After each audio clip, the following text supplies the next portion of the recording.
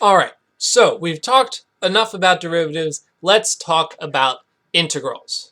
So we know how to find the area of a simple shape, but what about the area between a curve and the axis?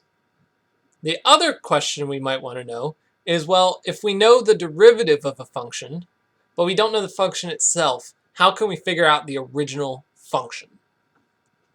So these two questions lead us to integrals.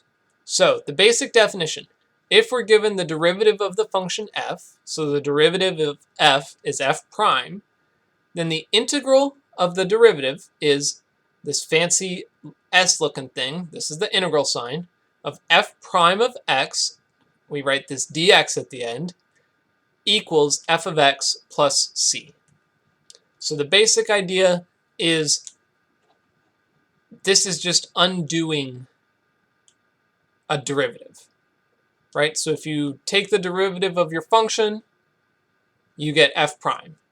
If you take the integral of f prime, you get your main function plus c. Remember, this c is just some unknown constant, and it's the idea that, well, if we took the derivative of this, the derivative of c is just 0.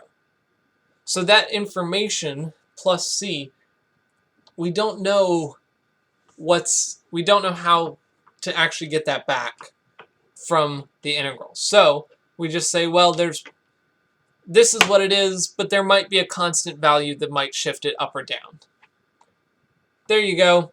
That is your simple introduction to integrals. We will talk about some forms and how to use them in our next video. Thanks for watching.